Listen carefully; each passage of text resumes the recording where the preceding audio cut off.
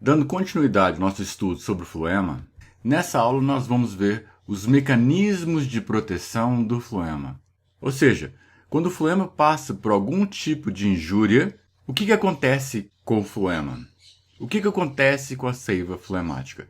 É isso que nós vamos buscar entender com essa videoaula. Mas o fato é que apesar das plantas estarem paradas, eventualmente vão acontecer ferimentos nessas plantas. Injúrias podem acontecer de forma natural ou de forma artificial, como por exemplo a injúria mecânica provocada por corte.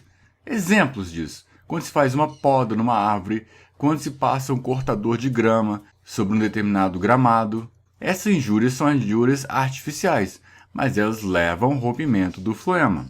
Um outro exemplo é a herbivoria, como por exemplo o gado se alimentando de uma determinada árvore, como animais silvestres se alimentando de folhas de árvores no seu ambiente natural. Isso leva ao rompimento do floema também. O ataque de insetos. Os insetos também se alimentam das folhas das plantas.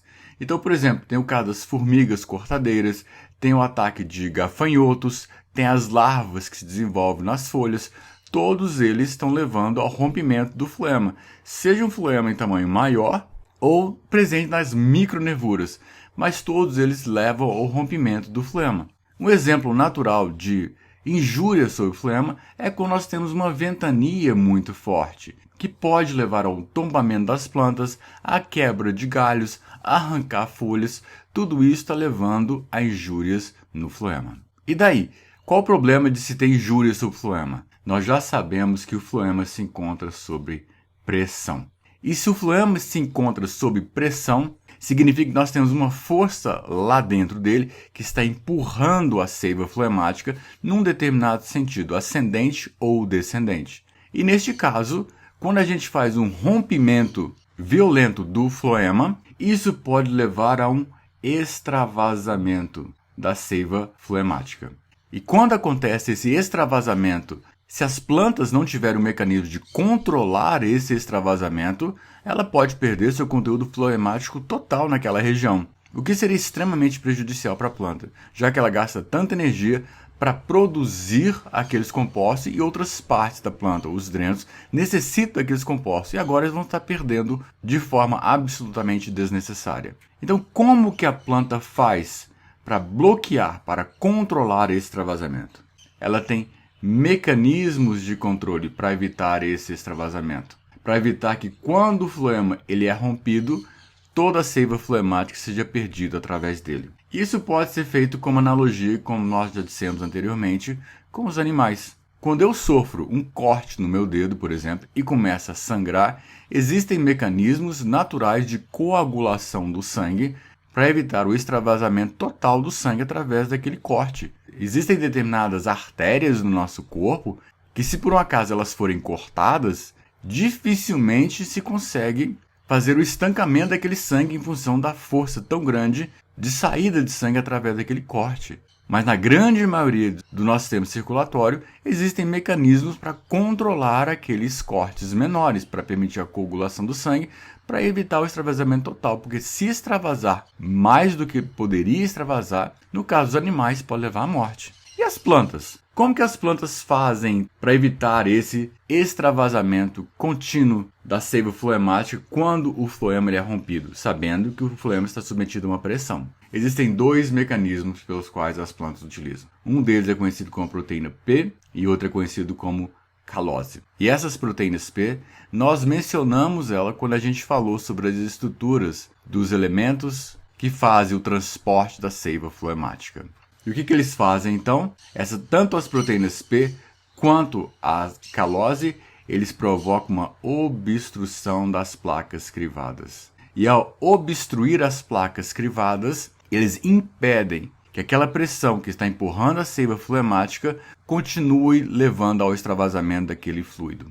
E dessa forma ele estanca aquela saída. E dessa maneira ele protege o floema. E como que as proteínas P funcionam? As proteínas P elas estão dispersas nos elementos do tubo crivado que fazem o transporte da seiva floemática. Estão dispersas principalmente nas laterais, próximo à parede celular. Então o fluxo maior acontece pelo meio daquele elemento do tubo crivado e as proteínas P ficam mais ou menos paradinhas dentro da membrana, mais próximas à parede celular, onde a velocidade do fluxo é menor. E é o que se sabe até o presente momento, é que ele está amplamente distribuído nas angiospermas. Não em todas, mas na grande maioria delas. No entanto, ela está ausente nas gimnospermas. E como nós dissemos, elas estão dispersas no citoplasma, mais próximo da membrana plasmática, e a função dela é de obstrução das placas crivadas. Então, o que acontece?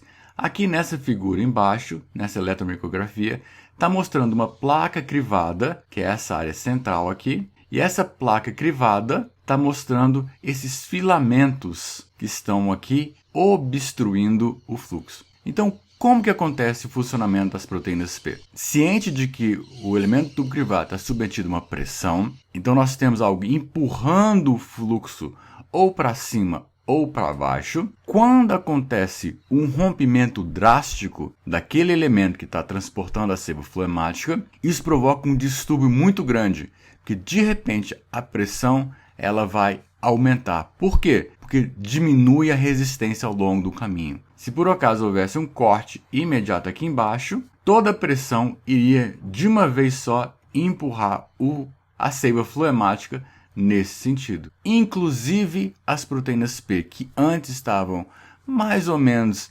acomodadas, digamos assim, próximo à membrana plasmática, de repente ela sofre um deslocamento muito grande.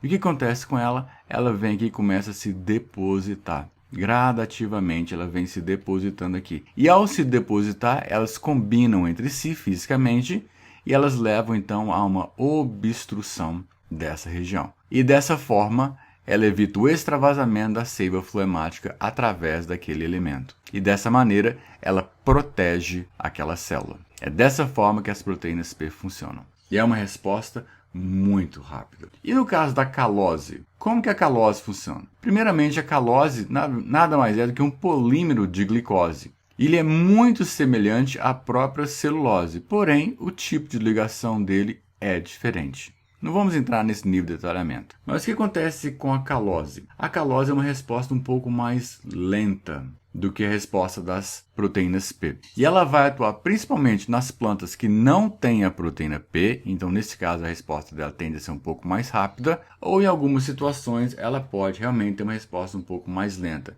Ela é sintetizada no momento que há necessidade dela, então não é igual à proteína P, que uma vez que você fez um rompimento naquele elemento do tubo crivado, que as proteínas P sofreram variação muito grande de pressão, deslocaram-se da membrana plasmática e obstruíram, porque já estavam formadas. No caso da calose, não. No caso da calose, ela tem que ser sintetizada. Então é um processo mais lento. E ela pode ser induzida não apenas por lesão, mas pode ser induzida por um estresse ou pode ser inclusive induzida por dormência. Então, neste caso, a resposta dela é um pouco mais lenta. Mas ela também vai levar uma obstrução das placas crivadas e vai proteger a seiva fluemática. Um exemplo disso, plantas que naturalmente são caducifólias, árvores caducifólias em regiões temperadas. Então a planta já sabe que em determinada época, em função da temperatura, do fotoperíodo, vai haver uma perda natural daquelas folhas.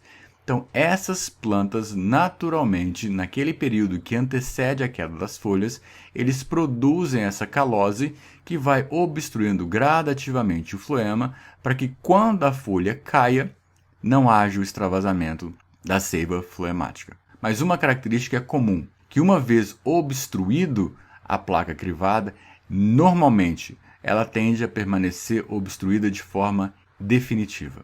Então, tem que haver a formação de novos tecidos de condução, novo floema de condução daquela seiva para que o fluxo possa se restabelecer. As proteínas P não vão se dissolver. Eventualmente, pode acontecer de uma calose se dissolver, mas pode acontecer dela não se dissolver. Então, a planta, como estratégia para recompor o fluxo, ela tem que utilizar os elementos de tubo crivado, novas células floemáticas de transporte, para que o fluxo se restabeleça. Era isso que nós tínhamos para passar para você nessa videoaula e nos vemos na nossa próxima videoaula. Até a próxima!